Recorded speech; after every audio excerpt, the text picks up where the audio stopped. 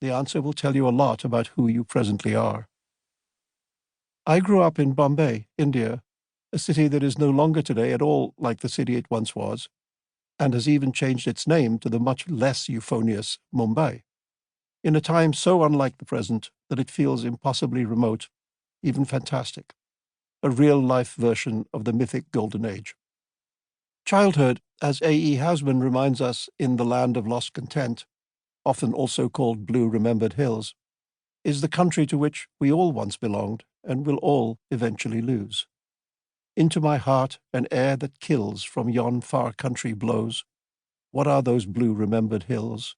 What spires, what farms are those? That is the land of lost content. I see it shining plain, the happy highways where I went, and cannot come again. In that far-off Bombay, the stories and books that reached me from the West seemed like true tales of wonder. Hans Christian Andersen's The Snow Queen, with its splinters of magic mirror that entered people's bloodstreams and turned their hearts to ice, was even more terrifying to a boy from the tropics where the only ice was in the refrigerator. The Emperor's New Clothes felt especially enjoyable to a boy growing up in the immediate aftermath of the British Empire. And there was Huckleberry Finn, irresistible to a Bombay boy because of its hero's extraordinary freedom of action. Though I was puzzled about why, if the runaway slave Jim was trying to escape the world of slavery and get to the non-slave-owning North, did he get onto a raft on the Mississippi, which flows south? Perhaps tales of elsewhere always feel like fairy tales, and certainly it is one of the great wonders of literature that it opens up many elsewheres to us, from The Little Mermaid's underwater world to Dorothy's Oz, and makes them ours. But for me, the real wonder tales were closer to home, and I have always thought it my great good fortune as a writer to have grown up steeped in them.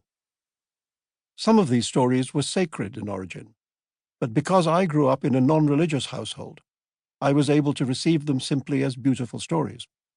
This did not mean I did not believe them.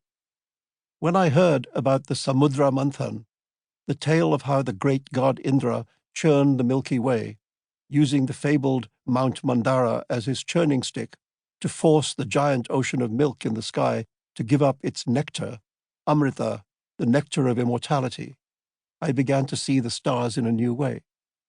In that impossibly ancient time, my childhood, a time before light pollution made most of the stars invisible to city dwellers, a boy in a garden in Bombay could still look up at the night sky and hear the music of the spheres and see with humble joy the thick stripe of the galaxy there. I imagined it dripping with magic nectar. Maybe if I opened my mouth, a drop might fall in, and then I would be immortal too. This is the beauty of the wonder tale and its descendant, fiction, that one can simultaneously know that the story is a work of imagination, which is to say, untrue, and believe it to contain profound truth. The boundary between the magical and the real at such moments ceases to exist. We were not Hindus, my family, but we believed the great stories of Hinduism to be available to us also. On the day of the annual Ganpati festival, when huge crowds carried effigies of the elephant-headed deity Ganesh to the water's edge at Chopati Beach to immerse the god in the sea, Ganesh felt as if he belonged to me too. He felt like a symbol of the collective joy and yes, unity of the city, rather than a member of the pantheon of a rival faith. When I learned that Ganesh's love of literature was so great that he sat at the feet of India's Homer, the sage Vyasa, and became the scribe who wrote down the great Mahabharata epic, he belonged to me even more deeply. And when I grew up and wrote a novel about a boy called Salim with an unusually big nose, it seemed natural, even though Salim came from a Muslim family, to associate the narrator of Midnight's Children with the most literary of gods who just happened to have a big trunk of a nose as well. The blurring of boundaries between religious cultures in that old, truly secularist Bombay now feels like one more thing that divides the past from India's bitter, stifled, censorious, sectarian present. The Mahabharata and its sidekick, the Ramayana, two of the longest wonder tales of all, are still alive in India, alive in the minds of Indians and relevant to their daily lives, in the way the gods of the Greeks and Romans were once alive in Western imaginations. Once,